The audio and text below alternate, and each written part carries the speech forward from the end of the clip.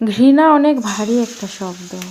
আমি সহজে কাউকে ঘৃণা করি না, তবে কেউ যদি আমাকে ঘৃণা করতে বাধ্য করে তখন আমি আর তাকে আগের মতো ভালোবাসতে পারি না। সমস্যার সাগরে ডুবে ভেসে যাচ্ছ ভেবে আতঙ্কিত হইও না। সৃষ্টিকর্তার ওপর ভরসা রাখো, হয় তিনি তোমাকে টেনে তুলবেন, নয়তো সাঁতার শেখাবেন। কিছু কিছু আপনজন আছে যারা শুধু নামেই আপনজন, তাদের কার্যকলাপ শত্রুর চেয়েও ভয়ঙ্কর।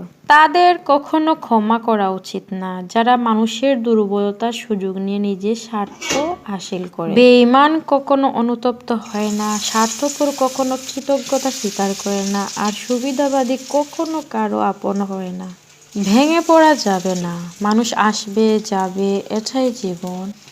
মায়া ত্যাগ করতে শেখো, দেখবে কষ্ট কমে যাবে, কারণ মায়া জিনিসটা নেশার চাইতেও খারাপ।